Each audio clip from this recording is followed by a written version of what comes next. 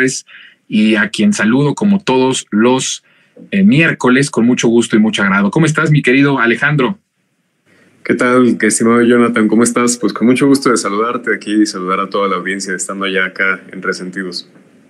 Me da mucho gusto saludarte, querido amigo. Y pues bueno, traes un tema pues muy interesante porque tiene que ver con la forma en la que ha asumido el presidente López Obrador, el gobierno del presidente López Obrador, muchos de estos casos internacionales en donde hay violencia, hay guerra, hay misiles, hay muertes. Y también es de lo que hablaba.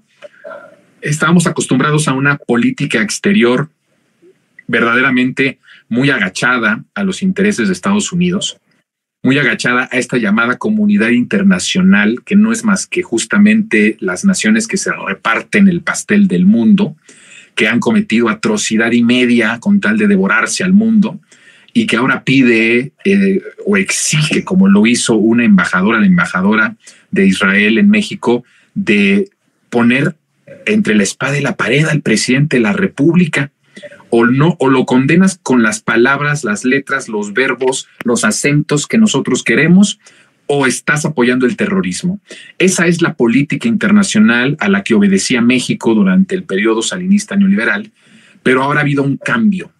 Ahí también se ve el humanismo, Alejandro. Ahí también se ve la transformación. Platícanos un poco de cómo lees esta circunstancia y cómo viste la reacción del gobierno mexicano ante estos acontecimientos de un hecho que tiene muchísimos años, ¿no? Que tiene cientos y cientos de años de conflicto y que se ve difícil que se pueda solucionar. Sí, como bien lo dices, creo que ha sido la postura del gobierno de México ante uno de los temas más complejos en política internacional que existen en el mundo actualmente y desde hace décadas. Es un conflicto de largo alcance, de tiempo atrás, que si bien es difícil de entender, pues es un asunto en el que México de una forma u otra tenía que posicionarse y lo hizo. A diferencia de lo que la oposición en México y los medios de comunicación hegemónicos han venido difundiendo, de que México tuvo una postura tibia respecto al tema de la situación en Israel y Palestina, así como lo dijeron en el caso de Ucrania, de la guerra entre Ucrania y Rusia. Al contrario de esto, la postura del gobierno de México fue muy digna y soberana, como ha sido la política exterior de México en tiempos de la Cuarta Transformación, sin estar subordinada a los intereses de Estados Unidos. La postura de México creo que tiene un alcance muy importante, más allá de condenar, como quisiera la embajadora de Israel en México, como tú bien dices, solamente una parte del conflicto, condenar sencillamente los ataques de este grupo terrorista Hamas en Israel, citando incluso la declaración de la Secretaría de Relaciones Exteriores, pues se condena la pérdida de vidas y sobre todo pues señala que todo acto terrorista constituye una amenaza para la paz y la seguridad internacionales, no solamente tomando en cuenta los hechos que se dieron desde el pasado sábado 7 de octubre, en donde vimos los ataques de este grupo terrorista Hamas al lado de Israel, en donde hubo bastantes muertos, se rompió el cerco que se tiene entre la Franja de Gaza e Israel, entraron parte de estos grupos a Israel y bueno, pues aquí habría que preguntarnos por qué es que existía este cerco y por qué es que está este conflicto que no es desde este sábado, tiene más de 75 años este conflicto en la región. Y tenemos décadas, incluso muchos tenemos años denunciando los ataques que ha sufrido el pueblo palestino en la Franja de Gaza, en donde pues no habíamos visto una reacción mediática como la que vimos en los últimos días, del sábado al día de hoy, una reacción coordinada de los medios de comunicación, poniendo especial atención en los muertos que se daban del lado de Israel, del lado de los muertos, ya sea soldados o civiles israelíes, pero no se señalaba la importancia de los muertos y la cantidad de muertos que había del lado de la Franja de Gaza y de muertos palestinos. Veíamos esta lamentable entrevista de Joaquín López Dóriga en Radio Fórmula al embajador de la Autoridad Palestina en México, señalándole y tratando de obligarlo a emitir una postura sencillamente tomando en cuenta los ataques que se dieron a partir del sábado. Y le pedía, casi le obligaba al embajador palestino en México a que omitiera cualquier contexto histórico y que se guardara, lo censuraba de cualquier tipo de opinión del contexto histórico de este conflicto. Entonces, vemos un mismo discurso coordinado entre los medios de comunicación en México y en otros países que están tratando de imponer una narrativa que valide, por un lado, la operación que ha tenido el Estado de Israel en contra del pueblo palestino y que valide también, porque esto no sería posible, toda esta opresión y el exterminio que se está dando en contra del pueblo palestino no sería posible si la llamada comunidad internacional conformada por las principales potencias del mundo, encabezadas por Estados Unidos, no estuvieran apoyando económica, militar y políticamente este exterminio que ha impuesto Israel, el Estado de Israel en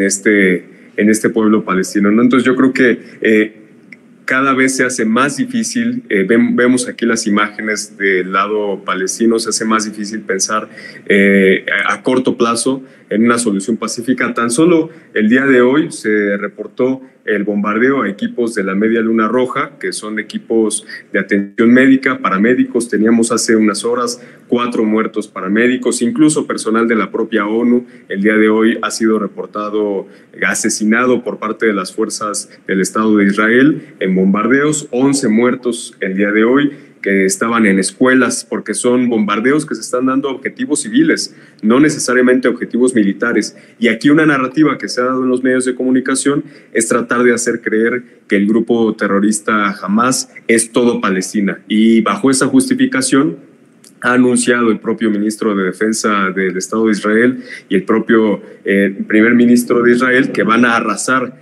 con Palestina, que van a arrasar con la Franja de Gaza. Ya de por sí se ha sufrido un asedio brutal en los últimos años y se anuncia de por sí pues, que va a venir un recrudecimiento de estas acciones, que se va a limitar de alimentos, de combustibles a toda la población, lo cual en sí mismo pues, constituye ya en sí un crimen de guerra. Sí, hay que decir una cosa que es bien importante. Ya la parte fronteriza, que es justamente Rafah, que es la única parte en donde pueden huir los palestinos, pues está bloqueado y tampoco es que ya están atrapados, no pueden huir, pero esa es la única parte en donde podría entrar la ayuda humanitaria y también ya ha sido bloqueada.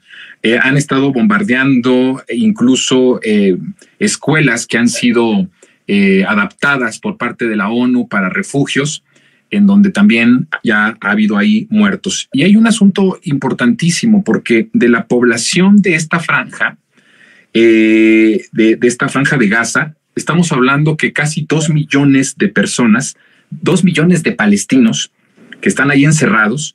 La mitad de estos 2 millones son niños menores de 14 años.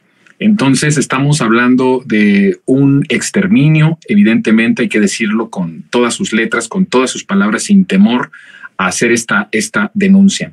Y llama mucho la atención, Alejandro, la manera en la que los medios de comunicación hegemónicos nacionales y por supuesto también internacionales se muestran de una forma monstruosa, en donde para ellos hay vidas que valen más que otras.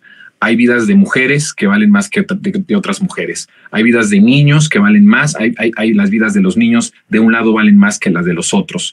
Y eso me parece que es de las cosas más terribles que como sociedad, como ciudadanos del mundo tendríamos que denunciar cada vez más. La manera tan monstruosa de parte también de los medios de comunicación internacionales en asumir que una vida vale más que la otra, o importa más una vida que la otra, o se hace una denuncia por unas vidas y no por las otras, ¿no?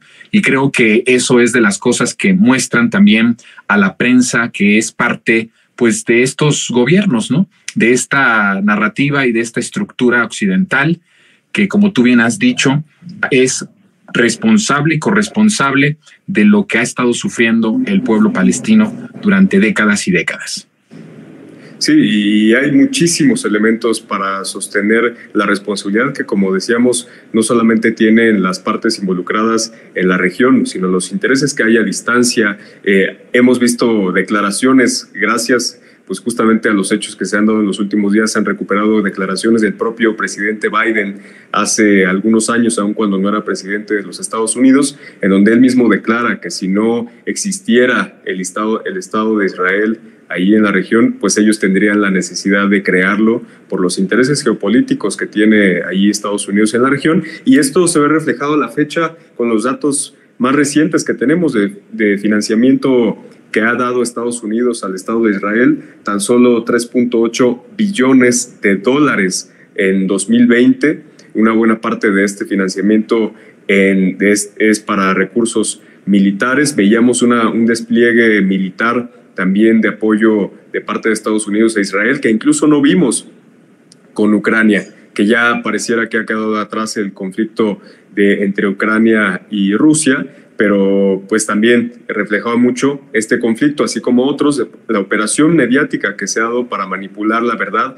las fake news, que por mucho que tengamos acceso ya a las redes sociales y que no estemos sujetos como lo estuvimos hace algunos años, como se dio en la invasión a Irak, que estábamos solamente sujetos a lo que decían los grandes medios de la televisión, pues aún con las redes sociales seguimos sujetos a que pueda haber muchas fake news que puedan manipular la información, que puedan manipular la verdad, porque habrá que preguntarnos al final de cuentas, pues a quién pertenecen las redes sociales que hoy en día utilizamos, qué origen tienen las redes sociales y los grandes consorcios mediáticos que hoy en día utilizamos para tratar de acceder a la verdad, que pues tienen su origen en Estados Unidos y están controlados por los mismos intereses, que así como después de 2001 se argumentaba que en Irak había armas nucleares y bajo esa justificación se bombardeó y se invadió Irak, hoy en día pues se trata de hacer creer que todo Palestina, que todo el pueblo palestino, que todos los habitantes que están en la Franja de Gaza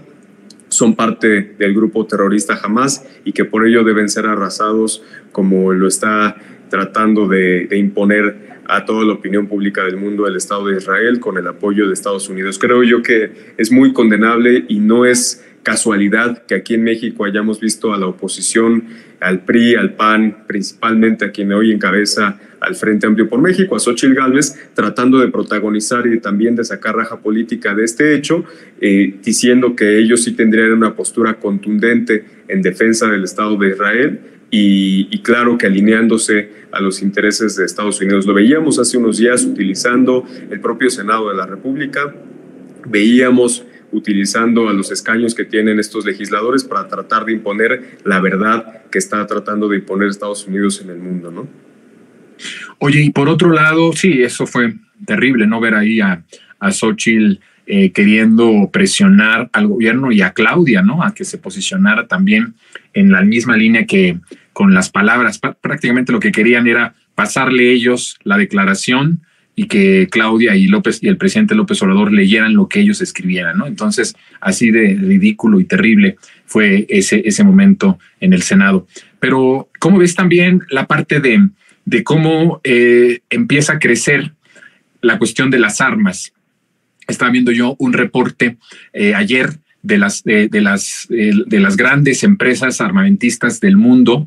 Hay ahí, por supuesto, estadounidenses, inglesas, incluso hay una francesa, alemanas también, pero la mayoría estadounidense, a partir de este conflicto y cómo empieza a crecer también sus ganancias, ¿no? Este tipo de conflictos, como tú dices, envuelven muchísimos intereses, por supuesto, sociales, étnicos, políticos, y desde luego económicos, armamentistas. Eso me parece que es otra de las cosas interesantes. Por otro lado, también hay muchos que preguntan siempre que hay un problema con el gobierno israelí, van como que suceden este tipo de cosas en donde de repente pues vuelve a crecer el apoyo a las autoridades israelíes. Incluso vimos cómo ya hay una alianza entre la oposición en Israel para crear un gobierno único de emergencia. Entonces hay muchas señales tanto de las conveniencias de este conflicto para muchas naciones en todo sentido. Lo que nos hace ver es que a las naciones que dicen que tenemos que condenar la violencia contra Israel son los mismos que económicamente y políticamente se han beneficiado de este conflicto, de este exterminio durante muchas décadas, Alejandro. Sí, y yo también vi hace unos días este reporte que justamente señalas del incremento en la bolsa que reportaban las principales industrias, las principales corporaciones de la industria armamentística en Estados Unidos, y creo que eso precisamente revela el fondo y de los intereses económicos que están detrás de la guerra, ya sea la guerra en Palestina, ya sea la guerra en Ucrania, en cualquier parte del mundo que haya una guerra que esté siendo respaldada por Estados Unidos, al final tiene detrás pues claros intereses económicos y responde pues, a la misma lógica del sistema en el que nos encontramos, de un sistema capitalista que se alimenta constantemente de estas guerras, que tiene la necesidad de generar estos conflictos y también de experimentar con la población del resto del mundo sobre cómo se reacciona ante una invasión, cómo se reacciona ante el exterminio de un pueblo entero. Y creo yo que incluso esta situación que estamos viendo en estos días del exterminio, del asedio constante y que se está recrudeciendo hora con hora al pueblo palestino, es incluso una prueba para la población de todo el mundo. No solamente implica una cuestión de reacciones entre gobiernos y de posturas del gobierno de México, de gobiernos de América Latina, que también hay que rescatar ahí, por ejemplo, la postura de Petro, que ha dado un giro fundamental, también la política exterior de Colombia, después de ser durante tantos años una base militar y un gobierno títere de los Estados Unidos, los gobiernos colombianos, por primera vez estamos viendo también una política exterior de Colombia digna y soberana. Vimos lo mismo, incluso pues posturas que condenaban el asedio al pueblo palestino por parte de Chile, de Brasil y por supuesto de Venezuela, de Cuba, que han sido muy consecuentes con estas condenas al exterminio, al asedio del pueblo palestino. Pero yo creo que más allá de la postura de los gobiernos es una prueba para todo el mundo sobre cómo se puede reaccionar ante el genocidio de un pueblo entero, porque el día de hoy es el pueblo palestino, pero el día de mañana podemos ser nosotros, porque sí, tenemos al lado precisamente a Estados Unidos, y no hay que perder de vista que en México se está llevando a cabo una transformación pacífica, pero que no está pues también exenta de la posibilidad de que pueda haber un asedio de parte de intereses extranjeros, un asedio de parte de Estados Unidos que pueda intentar mermar los alcances de la Cuarta Transformación y de cualquier proceso de transformación en el mundo. Entonces, esa solidaridad es la que debe en estos momentos de salir, porque así como yo lo decía, pues hoy es el pueblo palestino, en su momento fue el pueblo sirio, fue el pueblo vietnamita, fue el pueblo chileno en 1973, y así han sido muchos de los pueblos en los que ha habido este tipo de imperialismo, de intervencionismo, y el día de mañana podemos ser nosotros. Por eso creo que no está de más que la reacción de la opinión pública en todo el mundo, de los pueblos, de los movimientos sociales, sea de una solidaridad absoluta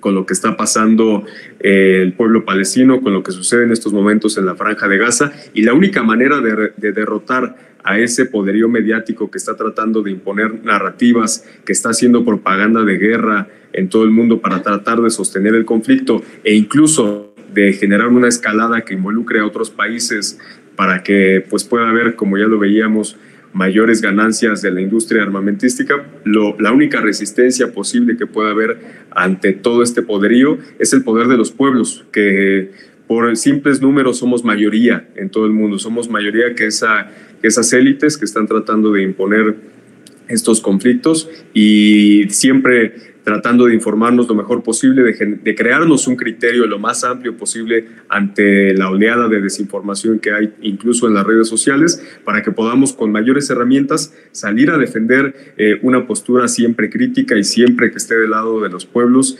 y que abogue por la paz en cualquier parte del mundo. Muy bien, mi querido Alejandro, lo has dicho muy bien, y el presidente ha sido muy congruente con su política humanista que ha llevado a cabo y que sigue llevando a cabo a nuestro país, también transportándola a la parte internacional, ¿no? Condenamos la guerra, condenamos la violencia y nos duelen las muertes de uno y otros lados, porque al final, en todos estos conflictos, quien sufre más son el pueblo, son los ciudadanos de unos y otros lados, con el agregado de que el pueblo palestino ha venido sufriendo este asedio y este exterminio durante muchísimos y muchísimos años sin que haya una respuesta y una exigencia de los ciudadanos del mundo y de los medios de comunicación de presionar a que esto termine y de que esto se vaya solucionando cada vez. Pero bueno, ahí la dejamos, mi querido Alejandro, porque el tiempo se nos termina, pero yo te agradezco muchísimo el que hayas estado con nosotros este miércoles. Nos vemos la próxima semana. Te mando un fuerte abrazo. Claro que sí, te mando un fuerte abrazo, querido Jonathan, y a toda la audiencia. Un saludo y siempre un gusto enorme estar por acá en tu espacio. Nuestro espacio, y el gusto es mío. Gracias, Alejandro. Aquí fue Alejandro Torres, que está con nosotros todos los miércoles. Está terminando nuestro tiempo y así que le doy las gracias a todos los que han estado. Estuvo con nosotros Silvia Zúñiga, Vilma, ¿cómo estás, Vilma? Mari Briceño, Patricia, Susana Pérez, Irlanda Chimal, como siempre, mi querida Irlanda. Está también Olga, ¿quién más? Elebrand Boutique, María López, Cris C., Federico Mora, ¿quién más ha estado con nosotros? Bueno, es Alberto Arellano.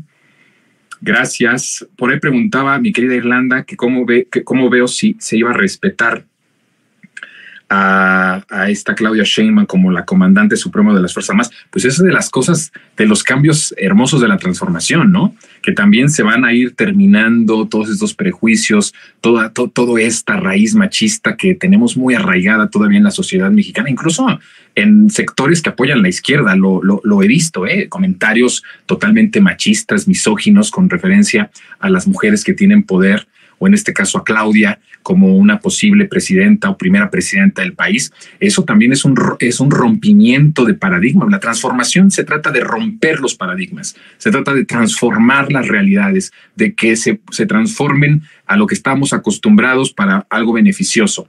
Y me parece que eso también va a ser algo tremendo, ¿no? Ver cómo una mujer es la que manda a un grupo que en su conjunto y en su mayoría está formado por hombres. Y eso creo que va a ser interesante y va a ser importante. En Sin Censura Media también agradezco a todos los que han estado. No puedo ver en Sin Censura Media el superchat, pero agradezco, no sé si por ahí esté nuestra queridísima Connie también. A ver acá, en Resentidos. Bueno, pues ya. El tiempo se nos está terminando, ya no puedo leer todos los mensajes, pero le agradezco el que haya estado con nosotros conectado. Nos vemos el día de mañana, jueves, en punto de las 3 de la tarde. Mi nombre es Jonathan Pérez. Gracias por haber estado con nosotros. Cuídense mucho.